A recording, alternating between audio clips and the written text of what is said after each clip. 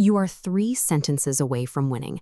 The other person has run out of clean answers. Their voice takes on that thin quality it gets when logic stops working, and you can physically feel the room shift in your direction. And then they say 5 words about something from 2 years ago. A small mistake, a holiday party, a name you forgot. In a single breath, the entire conversation tilts. The timing of this is never an accident. Pulling a 2-year-old receipt out of a drawer right as logic fails is a tactical move designed to tilt the conversation back in their favor. Your nervous system recognizes this pivot instantly.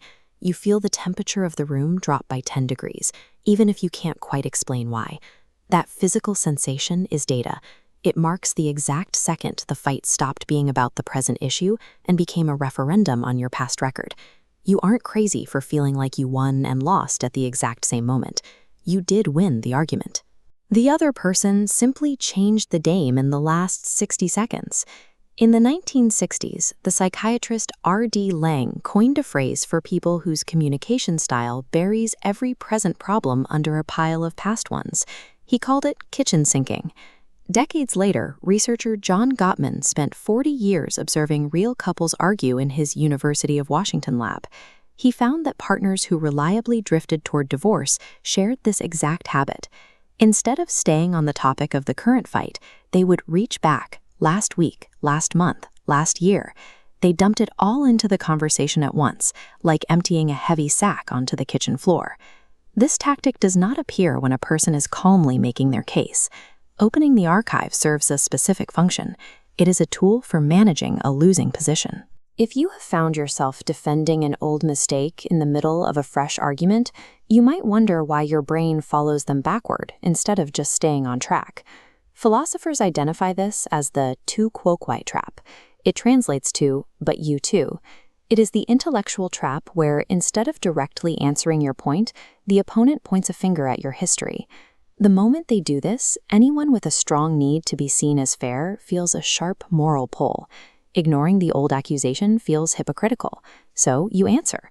You explain the context of the holiday party from 2 years ago, and as you scramble to defend your record, the original grievance, the point you were actually winning, quietly dies on the floor. Your own good faith is being used as a weapon against you. The very instinct that makes you a person worth arguing with is the exact instinct they are exploiting to derail you. Recent psychological research in the Journal of Family Violence clearly shows that people who score higher on dark personality traits, like narcissism and primary psychopathy, accept gaslighting tactics in intimate relationships as a normal way to argue. They view it simply as a strategy to win. Researchers studying these argument styles point to a trait called low intellectual humility. For most of us, losing ground in a debate is uncomfortable but tolerable. For the collector, losing feels like erasure. It feels like being made small. When the conversation tilts against them, an emergency system fires. The massive archive of your past mistakes opens out of a sudden panic to even the score, at whatever cost. The sudden deployment of that old mistake is an act of panic. The actual cruelty lies in the archive itself. They were busy collecting your mistakes while you thought you were just living together. Recognizing these moves in hindsight only helps you understand why you felt confused. To maintain control, you have to watch the pivot as it happens. Topic drift happens suddenly. Follow the main path of the present issue.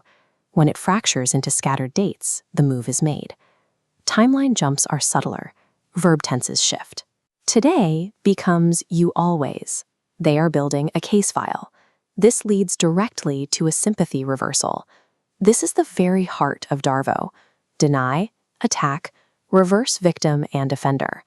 5 minutes ago, your feelings were hurt. Now you are leaning forward, comforting the person you came into the room to confront. That swap is fully engineered. The old mistake is merely the vehicle. The cargo being transported is your sympathy, delivered right back to the offender. You are losing these arguments because you walked into the room playing a completely different game. You came in to resolve a problem. They came in to not lose. For the first 10 minutes, those two approaches look identical from the outside, but they collide the moment you start succeeding. In their game, your success at resolving the issue registers as a direct threat. The distress signal fires. You cannot win an argument with someone who would rather burn the conversation to the ground than stand inside a losing one. When the drawer opens mid-fight, there is a strict 3-step protocol to reclaim the narrative. You name the move, you decline the bait, and you return to the topic. First, name the move clearly. Tell them, "That is a separate conversation, and I am happy to have it later, but right now we are talking about what happened at dinner." Next, decline the bait. You do not explain, justify, or apologize for the old receipt in this moment. That conversation deserves its own time. It does not get to act as a pawn in this one. Finally, return. Pick up the exact sentence you were speaking before the interruption, as if it never happened. Speak calmly, without escalating. A refusal to return to the topic reveals that the fight was never about resolution. You leave the conversation with a clear, painful understanding of who you are dealing with.